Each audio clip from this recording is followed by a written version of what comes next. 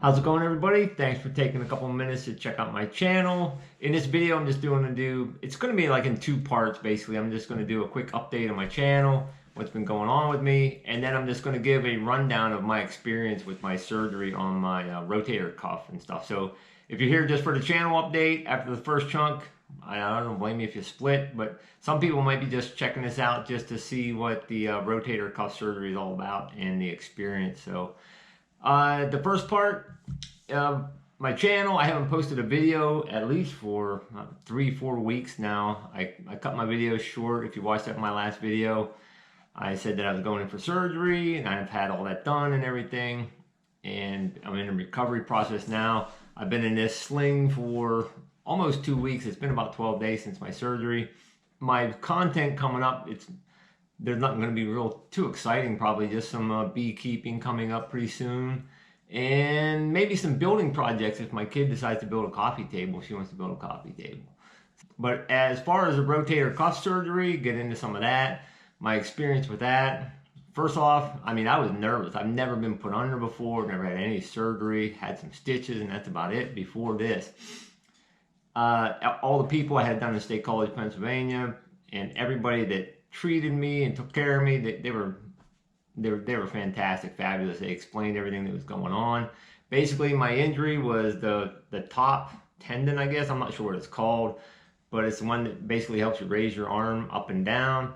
It was a complete tear with retraction, and at first the doctor, he was really skeptical as whether or not he could pull the tendon far enough to get it back to where it should be. So I did some therapy, that didn't work too well, and he said if he recommended surgery, so I'm like, let's do it. And on the 23rd of January, I had my surgery. It took place right at about noon. As far as that goes, if you've never been put under before, I mean, it's a weird experience and all that stuff, but they explained everything to me as they were doing it. They also put in a nerve block, which is an injection, like right here and inside your collarbone, which is a really good thing, but fortunately for me, they had me partially sedated with the IV drugs and stuff. They partially sedated me. I was still conscious, but they have to have you conscious to know if they're hitting that nerve, the correct nerve and stuff, and you can feel it. And the way you react, they know if they're actually numbing the correct nerve or whatever that numbs up your arm. In my opinion, if I wouldn't want to have it done without being partially sedated, because it looked like a big old chunk and syringe for real. But if they gave you the option whether to have it or not, oh, I would definitely have it, because basically it completely numbs your whole arm up, and when you come out of the surgery, you'll know it. If you ever have the surgery, or if you've had it, you know what I'm talking about. Or if you are going to have it in the future, if your arm is completely limp and numb, so you can't do anything with it. But the numbness part is really good. The actual surgery, I think there's a timeline. It took the doctor less than an hour. It was 50-some minutes, I think, for him to do all his stuff. And I'll show a picture here of the post-surgery scars. Here, check these out. I have to give some props up to my daughter, who changed my bandages for the first time. She was emotionally distraught, partially because she's never seen her dad in this kind of way before. But she changed the bandages and stuff, and I have to give her props. And she realized then that her initial job she wanted to go into was being a PA. And she said, now I know why I didn't want to do that. But once I come out of my induced coma, whatever you call it, being put asleep, I mean, it was really weird. You go to sleep, and it's like a twinkle of an eye, and you're back awake again. For me, I had a headache, and all I could think about was coffee, because I couldn't drink anything several hours before. And man, I gulped down 3 cups of coffee, started feeling better. And then they send you home in one of these slings, and I had to wear this sling for 4 total weeks. Like I said, I got about 2 weeks into it. My whole arm and hand was completely numb, no pain whatsoever. So if you come out of this and you're afraid of being in pain when you come out of it, you won't be. You'll feel no pain at all. And the pain, the nerve block, this is my experience. Some people say that it works longer, less, or whatever. Mine lasted about 10 hours.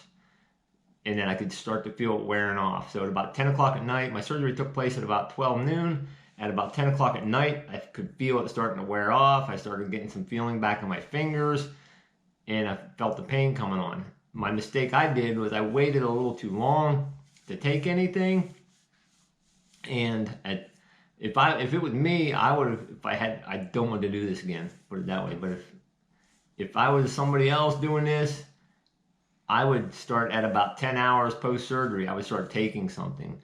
I tried the narcotics, whatever, I think it was Percocets or whatever. They took the edge off only for about an hour for me, really. And I was only supposed to take them every 6 hours, so I took like maybe 5 total. And then the doctor called me back the next morning, and it was just taking the edge off. I'm like, I talked to the doctor, and I said, these pills are not keeping the pain away very long, and like only an hour at a time, but I was still trying to stretch them out for how long I was supposed to take them. I think it was every 4 or 6 hours, but I spoke to the doctor, and he said, I don't want you taking those constantly. He is really, he's not pro-narcotics, put it that way. He is more of an ibuprofen ice type guy. And for real, that's where you're going to get real pain relief, is getting the inflammation down. The pain is from inflammation, and if you just took narcotics constantly, your pain is going to last a lot longer. I think I took 5 of the total pills, and that was it. Once he told me to start icing it and taking the ibuprofen, I just switched completely to that, and I didn't take any more after that. And the doctor, before the surgery, he was spot on. He told me, he said, you're going to have 3 rough days, and they were pretty rough. I didn't sleep much. You got to sit in a recliner pretty much, and you got to have somebody helping you out and stuff. It's sort of, the tables have turned on me. If you watch my channel all the time, you know my wife's in a wheelchair, and I'm not trying to prop myself up or give myself points, but I mean, I do a lot. I mean, I help her get dressed and stuff.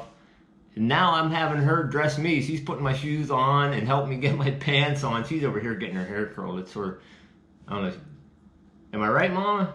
She won't say anything probably, but she's helping me get my shoes on and tying my shoes.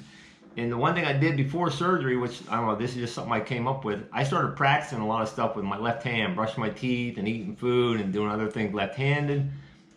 And it's even harder to scrape the whiskers off my face, so that's why my whiskers are poking out.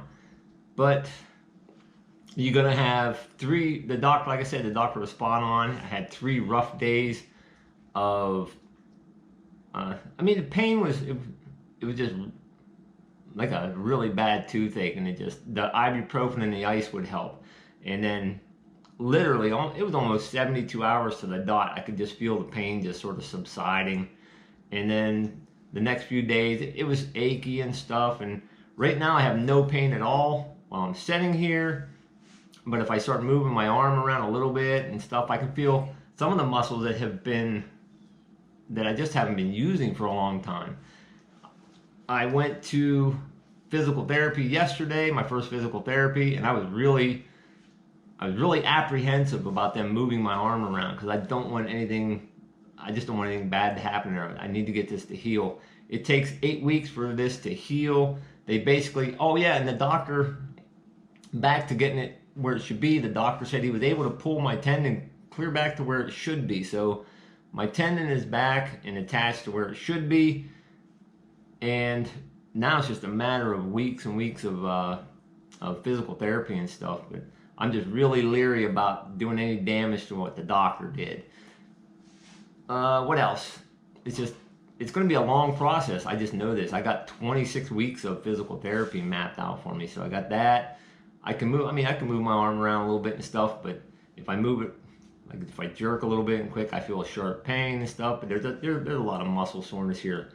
I'm still constantly icing. I ice my shoulder probably, I don't know, 7 to 10 times a day, just putting ice on it, and that really helps with inflammation. So that's one of the couple tips I got for you. If you're getting this surgery, practice with, if you're getting it done on a dominant hand that you do everything with, practice with your non-dominant hand. Like, it's really difficult to brush your teeth or something with your non-dominant hand.